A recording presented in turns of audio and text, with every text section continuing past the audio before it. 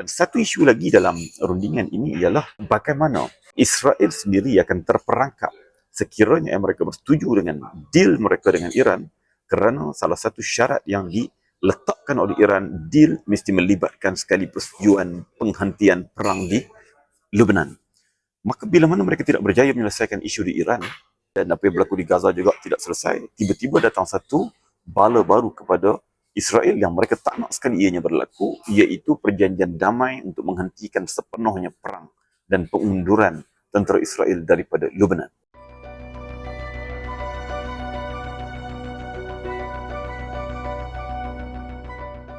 Banyak sumber-sumber daripada Amerika, baik daripada pemimpin-pemimpin dalam kabinet Donald Trump ataupun Donald Trump sendiri dan juga media-media Amerika memberitakan tentang keberangkalian untuk berlakunya penyelesaian kepada perang di Iran.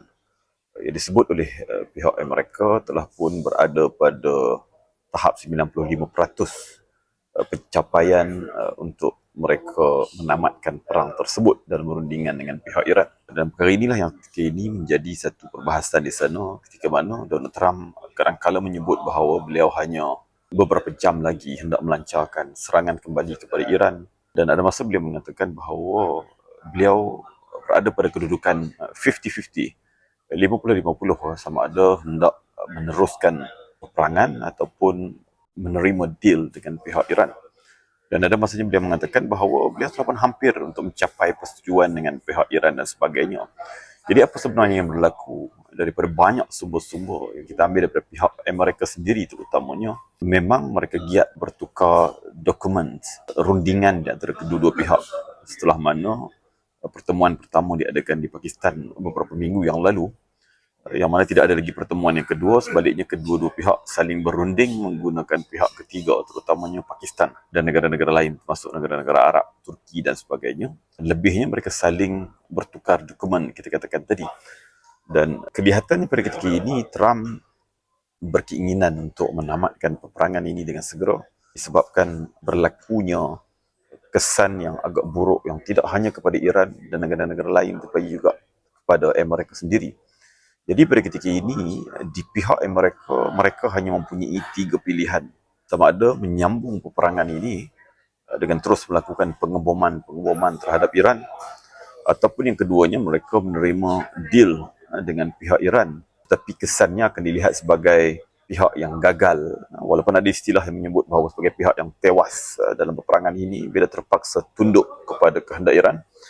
Dan yang ketiganya, pilihan mereka ialah kekal di atas, kita istilahkan sebagai status quo, iaitu tidak ditamatkan peperangan ini secara rasmi, tidak ada sebarang deal dengan pihak Iran, dan mereka terus melakukan blockage terhadap Selat Hormuz tersebut. Sama ada Iran melakukan sekatan dan Amerika pula melakukan sekatan kepada kapal-kapal Iran yang hendak menuju ataupun datang daripada pelabuhan-pelabuhan Iran. Jadi itu 3 pilihan yang ada kepada pihak Amerika pada ketika ini. Dan kita andaikan pilihan yang terhad ketika ini, katalah mereka pergi kepada pilihan yang ketiga, iaitu kekal dengan status quo. Mereka meletakkan Navy-nya terus untuk melakukan sekatan terhadap kapal-kapal Iran daripada keluar untuk menjual minyaknya kepada dunia luar yang akan memberi kesan kepada ekonomi Iran dengan lebih parah lagi. Tetapi dalam masa yang sama, sekatan juga diteruskan oleh Iran di Selat Hormuz, yang ketika ini bukan sekadar memberi kesan kepada dunia-dunia lain termasuk terutamanya di Asia dan juga di Afrika, tetapi juga ianya memberi kesan kepada ekonomi Amerika sendiri, yang mana semua mengetahui bahawa perang yang telah pun berlarutan lebih daripada 2 bulan ini bakal ditamatkan Jun dan memasuki bulan Julai. Dan banyak yang meletakkan jangkaan bahawa bila mana memasuki bulan Julai dan seterusnya bulan Ogos, kesan daripada apa yang disebut sebagai energy supply shortage, iaitu ketidakcukupan bekalan energi, terutamanya oil and gas, yang mana 20% ataupun 1/5-nya datang daripada negara-negara Gulf itu, ianya tidak sekadar isu energi tetapi ianya akan berlarutan kepada perkara-perkara lain, termasuklah supply chain, bekalan dalam pelbagai produk-produk yang berkaitan ataupun tidak berkaitan secara langsung, ataupun berkait dengan bekalan makanan. Maknanya kesan itu tidak terhad kepada kenaikan harga energi, harga oil and gas semata-mata, tapi dia akan pergi kepada ketidakcukupan bekalan. Sebagaimana negara-negara sebelum daripada ini mempunyai bekalan untuk beberapa bulan ke hadapan, tetapi bila mana perang itu melebihi 3 bulan, ianya akan lebih parah lagi kepada sektor-sektor yang lain yang saling berkait. Kalau kita pergi kepada sektor oil and gas itu sendiri, sebenarnya tidak hanya sumber energi itu digunakan untuk kenderaan, penjaan elektrik ataupun apa-apa sahaja yang berkait dengan tenaga, tetapi daripada situ jugalah ianya membekalkan fertilizer yang digunakan untuk membuat baja-baja bagi tanam-tanaman, yang mana kesannya bila mana berlakunya kenaikan ataupun bila tidak cukup bekalan baja itu, kesannya adalah kepada bukan sekadar kenaikan harga barang makanan, tetapi juga pergi kepada ketidakcukupan bekalan yang menaikkan harga. Itu satu perkara. Dan begitu juga lah dengan plastik juga, pembuatannya datang daripada unsur-unsur petroleum tersebut, yang mana tidak ada, bukan tidak ada ya, kebanyakan barang yang ada di dunia pada ketika ini mesti menggunakan plastik sebagai pembungkusan dan sebagainya. Dan banyak lagi lah perkara-perkara yang lain, yang mana bila ianya memakan masa yang lama, kesannya lebih buruk. Dan dalam konteks di Amerika sendiri, bila mana perang yang berlanjutan ini yang kesannya pergi kepada secara dalaman ekonomi mereka, maka ia akan memberi kesan kepada inflation, yang mana akan berlaku kenaikan harga barang. Yang sebelum daripada ini menerima kejutan daripada trade war yang Trump lancarkan dalam bentuk tarif, dan ini datang lagi pusingan yang baru, iaitu dalam bentuk kenaikan harga energi, yang mana untuk pasaran awam ataupun domestik Amerika sendiri berdepan dengan kenaikan, walaupun dikatakan mereka adalah pembekal utama terbesar kepada oil and gas dunia, tapi tetaplah mereka menerima kesannya. Jadi bila mana berlakunya inflation, jangkaannya Federal Reserve ataupun Bank Negara Amerika pastinya akan menaikkan interest rate. Bila mana interest rate dinaikkan, maka mereka akan pergi kepada kesan ekonomi yang berikutnya, yang pokoknya akhir sekali membawa kepada ekonomi Amerika itu berdepan dengan kelembapan. Jadi pilihan yang ketiga untuk kekal dengan status quo itu bukanlah pilihan yang paling tepat buat Donald Trump, kerana bila mana ekonomi domestik Amerika itu berdepan dengan masalah, maka Trump yang bakal berdepan dengan mid-election, iaitu pilihan raya pertengahan penggal, yang akan memilih anggota-anggota parlimen di Amerika pada bulan November ini, pastinya akan terkesan bagaimana kita ulas sebelum daripada ini. Itu pilihan untuk status quo. Maka kita pergi kepada perbincangan awal kita tadi, apa sebenarnya yang dikatakan hampir tercapai di antara pihak Amerika dan Iran pada ketika ini, sehingga dia mengatakan sehingga 90%. Apa yang disebut di sini ialah sekiranya deal mereka dengan pihak Iran itu berjaya dicapai, ternyata apa dikendaki oleh kumpulan yang pro kepada Trump dan juga Israel tidak boleh dijayakan dalam deal untuk pusingan yang pertama ini. Kerana Iran mati-matian tidak mahu membincangkan berkait dengan apa yang distilahkan isu nuklear Iran itu pada fasa pertama perjanjian itu, melainkan setelah mana ditarik sekatan ekonomi kepada mereka, kemudian ditarik balik pembekuan terhadap aset-aset Iran yang berada di luar negara, dan pelbagai sekatan-sekatan lain lagi, dan dihentikan peperangan secara sepenuhnya dengan perjanjian tidak akan berlaku lagi peperangan, maka bolehlah barulah Iran bersedia untuk pergi kepada perbincangan fasa berikutnya berkait dengan nuklear. Begitu juga lah dengan isu kawalan terhadap Selat Hormuz. Walaupun Iran bersedia untuk fasa yang pertama ini, bila mana mereka ditarik balik sekatan ekonomi, ditarik balik pembekuan aset, dan juga dijanjikan jaminan untuk tidak berlaku lagi peperangan, maka mereka bersedia untuk membuka Selat Hormuz. Ia adalah satu perkara yang amat dialu-alukan daripada semua pihak di seluruh dunia. Tetapi isu berkait dengan kawalan dan perundangan atau peraturan yang Iran hendak kuat kuasakan terhadap Selat Hormuz itu, tidak mahu Iran bincangkan untuk fasa yang pertama, melainkan juga pada fasa yang kedua. Jadi itu adalah deal yang sedang dirundingkan, yang dikatakan telah mencapai 95%. Dan perkara itu sebenarnya bertentangan dengan kehendak kelompok yang agresif, yang diistilahkan ataupun ekstrim di kalangan penyokong-penyokong Trump sendiri, dan juga oleh pihak Israel terutamanya. Kerana apa, dalam perjanjian untuk fasa yang pertama itu, bila mana tidak dijayakan penghapusan nuklear Iran, maka ia memberi masalah kepada Israel, kerana tujuan utama Israel memasuki peperangan ini bukan sekadar hendak berada pada tahap ini, tetapi hendak memusnahkan sepenuhnya nuklear Iran. Bukan sekadar memindahkan ataupun menghentikan secara sementara ataupun merundingkan kembali pada fasa 2, tapi Israel mahukan ianya dimusnahkan sepenuhnya. Itu yang menjadi satu masalah kepada Israel pada ketika ini. Dan satu isu lagi dalam rundingan ini ialah bagaimana Israel sendiri akan terperangkap sekiranya mereka bersetuju dengan deal mereka dengan Iran, kerana salah satu syarat yang diletakkan oleh Iran, deal mesti melibatkan sekali persetujuan penghentian perang di Lebanon. Maka bila mana mereka tidak berjaya menyelesaikan isu di Iran, dan apa yang berlaku di Gaza juga tidak selesai, tiba-tiba datang satu bala baru kepada Israel yang mereka tak nak sekali ianya berlaku, iaitu perjanjian damai untuk menghentikan sepenuhnya perang dan pengunduran tentera Israel daripada Lebanon. Kumpulan yang mendominasi perlawanan di selatan Lebanon itu adalah kumpulan Hizbullah. Ianya telah pun berlaku sejak sekian lama, sejak pada awal tahun 80-an. Perlawanan itu adalah perlawanan yang berbeza berbanding dengan perlawanan daripada dalam Palestin sendiri, seperti mana perlawanan daripada kumpulan yang bertapak di Gaza, tebing barat dan sebagainya.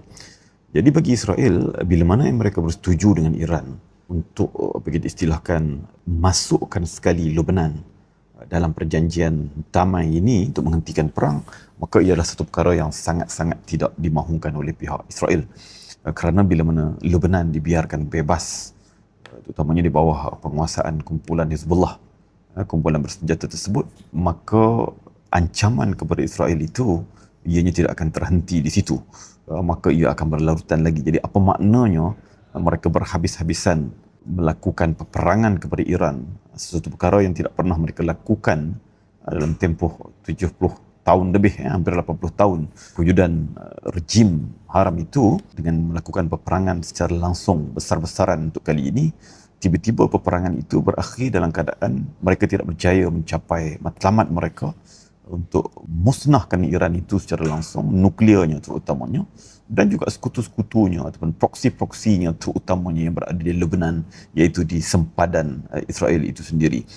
Jadi di atas sebab itulah pada ketika ini, walaupun Trump mengatakan sudah 95% pencapaian apa yang disebut sebagai rundingan mereka dengan Iran itu, maka belum ada sebarang garanti akan berlakunya perjanjian damai ataupun penghentian perang.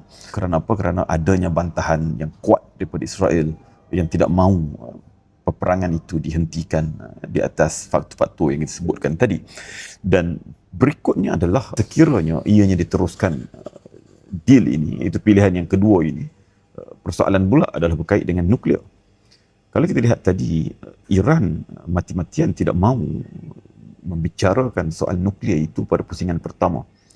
Manakala Amerika pula, nuklear adalah satu perkara yang paling penting kepada mereka untuk dicapai kehendak mereka dalam perjanjian ini, kerana itulah satu perkara yang boleh dijual oleh mereka kepada rakyat mereka dan dunia, yang menunjukkan bahawa mereka di pihak yang menang dalam pertarungan mereka dengan Iran sejak 28 Februari yang lalu. Tapi perkara itu adalah perkara yang sukar untuk berlaku, dan kita katakanlah ia pergi kepada fasa kedua, iaitu selepas mereka membuat perjanjian damai menghentikan perang. Fasa pertama, Selat Hormuz telah pun dibuka, Iran ditarik balik sekatan-sekatan ekonomi dan sebagainya dikenakan kepada mereka. Maka selepas daripada 30 hari, maka barulah ada perbincangan berkait dengan nuklear dan kemana perbincangan itu hendak diberikan, terutamanya uranium yang telah pun diproses ataupun pengayaan uranium yang berada pada tahap tinggi itu, yang dikatakan sekitar 400 kilogram lebih kurang begitu, ke mana ianya hendak dipindahkan sekiranya tuntutan Amerika ianya perlu dipindahkan. Jadi banyak yang menyebut ianya adalah ke Rusia dan sebagainya, tapi adakah benar sampai tahap ianya dipindahkan, dikeluar daripada Iran? Itu satu perkara. Yang keduanya ialah bagaimana dengan yang baki tinggal di Iran, kerana loji nuklear Iran itu masih lagi di situ. Pemprosesan masih lagi boleh dilakukan dan pada tahap mana, dan bagaimana pula dengan infrastrukturnya. Bagi Israel, mereka perlukan bahawa segalanya berkait dengan nuklear ini dihapuskan sepenuhnya, bukan ditangguh ataupun dipindahkan ataupun dibenarkan dalam keadaan yang rendah prosesnya, tapi mesti dihapuskan terus. Tapi perkara itu memang tidak akan berlaku dalam mana-mana rundingan sekalipun, ianya tidak akan dibenarkan oleh pihak Iran. Perkara yang sukar. Jadi perkara ini sebenarnya adalah satu kesilapan besar Donald Trump pada penggal yang pertama 2018 yang lalu, kerana pencapaian dalam isu nuklear Iran ini telah pun berjaya dilakukan pada era Obama pada tahun 2015, yang mana dalam perjanjian di antara 5+1 kuasa besar yang berada di dalam Majlis Kehormatan PBB bersama dengan Jerman, dan juga dengan pihak Iran, JCPOA itu, yang mana dalam perjanjian itu Iran bersedia untuk memindahkan uranium yang telah diproses itu kepada pihak Rusia, tetapi Iran juga dibenarkan untuk terus memproses uranium pada tahap yang rendah, yang tidak akan pergi kepada tahap untuk membuat senjata, tapi untuk kegunaan energi, kesihatan, penyelidikan dan sebagainya dengan pantauan daripada agensi atom antarabangsa.